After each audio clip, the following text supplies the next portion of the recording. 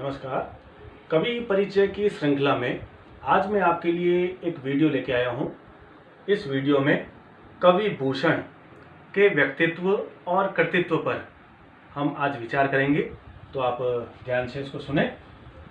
कवि भूषण, इनका जन्म 1613 ईस्वी में उत्तर प्रदेश में कानपुर और कानपुर में तिकवापुर गांव के अंदर इनका जन्म हुआ था।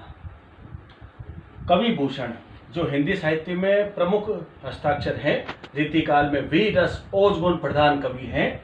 इनका जन्म 1613 ईस्वी में उत्तर प्रदेश में कानपुर और कानपुर में तिकवापुर गांव के अंदर इनका जन्म हुआ था और मृत्यु 1715 ईस्वी में हुई थी। ये तो हो गया इनके जन्म मृत्यु पर विचार।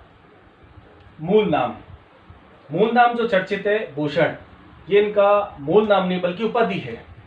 मूल नाम था इनका घनश्याम त्रिपाठी। कवि भूषण का मूल नाम था घनश्याम त्रिपाठी। भूषण इनकी उपाधि है, एक अलंकारिक उपाधि है इनकी शान में, इनकी कवि कलम को देखते हुए। और ये उपाधि चित्रकूट के राजा रुद्र सोलंकी द्वारा प्रदान की गई थी।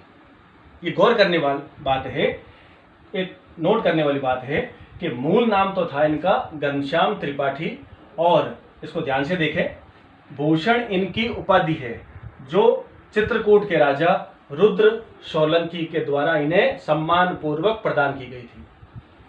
पिता रत्नाकर त्रिपाठी। अब आश्रयदाता, अब जो पॉइंट बता रहा हूं ये तीनों प्रमुख है इनके साहित्यिक परिचय के अंदर। आश्रयदाता जो राजा है, ये दो राजाओं के काल के अंदर आश्रय में ये रहे थे। इनको मान सम्मान और यश जो है मिला बहुत इनकी काव्य प्रतिभा को देखते हुए। प्रथम है छत्रपति शिवाजी, मराठा शासक महाराष्ट्र के जो है छत्रपति शिवाजी के आश्रय के रूप में ये रहे थे कवि, इनके दरबारी कवि के रूप में। और फिर छत्रसाल महाराज, तो इनके आश्रयदाता जो राजा है ये दो है। इस चीज को आप ध्यान से सुन लें, समझ लें, छत्रपति शिवाजी और छत्रसाल महाराज। फिर साहित्य में इनकी पहचान, हर कवि लेखक की पहचान होती है। इनकी पहचान साहित्य में, ये रीतिकाल के कवि है। रीतिकाल प्रसिद्ध है, ध्यान देना, श्रृंगार काल, माधुरी कोण।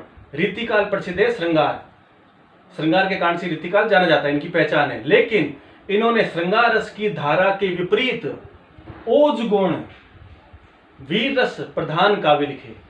श्रृंगार रस की धारा के विपरीत इन्होंने कलम चला करके और एक से बढ़कर एक कविता लिखे, वीर रस ओज गुण प्रधान काव्य लिखे थे। ये महत्वपूर्ण बात है, नोट कर लेना।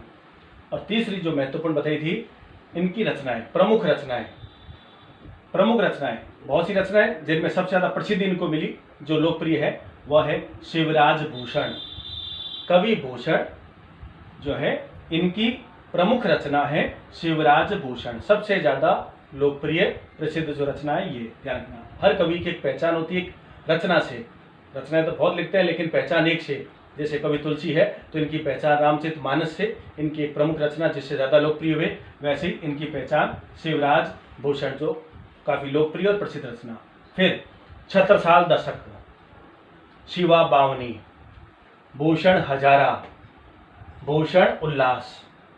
दोबारा देखें, शिवराज भूषण जो प्रमुख रचना लोकप्रिय, छत्रसाल दशक, शिवा बावनी, भूषण हजारा और भूषण उल्लास, ये इनकी प्रमुख रचनाएं हैं। अब है भाषा। इनकी रचनाओं में अधिकतर जो भाषा है वो ब्रज है। ब्रज भाषा में इन्होंने अपनी रचनाएं लिखी। प्रेरणा, हर कवि और उनकी कलम से, उनके साहित्य से, रचनाओं से बहुत कुछ प्रेरणा मिलती है। वो प्रेरणा भी हर काव्य में अलग अलग होती है। इनकी प्रेरणा जो है रचनाओं से मिलती है राष्ट्र प्रेम, वीरता की भावना, बलिदान देश के प्रति होने के लिए, और कर्तव्य पालन। कर्तव्य पालन क्यों? जैसे दो राजाओं का इन्होंने गुणगान किया, यशोगान किया, कर्तव्य पालन की बात की, तो एक जो है एक बड़े पद पर व्यक्ति जो है वह भी इनसे सीख सकता है कि हमारा कर्तव्य क्या है, राजा का कर्तव्य क्या है, जनता का कर्तव्य क्या है, देश के प्रति हमारा क्या कर्तव्य है। ये इनकी रचनाओं से हमें जो है सीख मिलती है। राष्ट्र प्रेम, देशभक्ति की भावना, अपना धर्म निभाने की, कर्तव्य निभाने की प्रेरणा मिलती है। देशवासियों को इनकी रचनाएं आज भी प्रासंगिक है, राष्ट्र प्रेम की सीख देती है। ये एक से बढ़ सोए रक्त में उबाल लाने के लिए पर्याप्त है इनकी रचनाएं। कलम में धार है इनकी। काव्यगत विशेषताएं, इनके समस्त काव्यों में जो मूल निचोड़ निकल के आता है, पहला है कि इनकी काव्य में वीर रस और ओज गुण प्रधान काव्य है, ये बात अभी बताई थी। दूसरा, आलंकारिक भाषा का प्रयोग है, अतिशयोक्ति अलंकार है, उपमा अलंकार है, यमक अलंकार है, तो एक से बढ़कर एक अलंकारों का प्रयोग किया है। तो इन्होंने अपने आश्रितदाता राजाओं की वीरता में जो है एक यशोगान जो किया है, तो अतिशयोक्ति अलंकार के साथ इन्होंने वीर रस ओज गुण प्रधान काव्य लिखे। तो आलंकारिक भाषा का प्रयोग है, अलंकारों से युक्त उनकी भाषा सजाई है। तीसरा है पौराणिक पात्रों और कथाओं का इनमें प्रभाव है। इनकी रचनाओं पर जो 18 पुराण है, रामायण है, हमारे जो धार्मिक ग्रंथ है हमारी संस्कृति संबंधित, उनका भी इन्होंने अपने साहित्य में उल्लेख किया है। उनके कथाओं को भी इनमें जोड़ा है ताकि उससे प्रेरणा भी ले सके। और इनकी उपमा भी दी है, शिवाजी की उपमा एक से बढ़कर एक वीर राजाओं का, देवताओं से उन्होंने जो है इनकी तुलना की है। तो पौराणिक कथाओं और पात्रों का भी इनके रचनाओं में प्रभाव देखा जाता है। तो इस प्रकार हमने आज देखा कि कवि परिचय में जो प्रमुख मूल बातें हैं वो सारी हमने आज देख ली, समझ ली। ये इनका साहित्यिक परिचय और इनका जो है जीवन परिचय, इनका मूल रूप से इनका आप अध्ययन करें। इस वीडियो का बार बार देखें।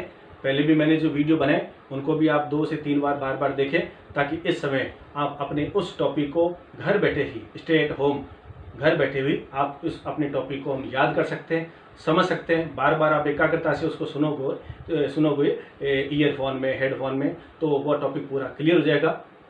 तो मुझे आशा है, और आशा ही नहीं बल्कि पूरा विश्वास है कि ये कवि भूषण का जो साहित्यिक परिचय है, जीवन परिचय, व्यक्तित्व और कृतित्व, वो आपको पूरा समझ में आ गया हो गया। मैं ऐसे ही प्रयास करूंगा कि आगे से आगे आपके नए नए वीडियो आपके लिए जो है टॉपिक के साथ मैं प्रस्तुत करता रहूंगा मैं, और आप इसका लाभ इसका लेते रहें। धन्यवाद।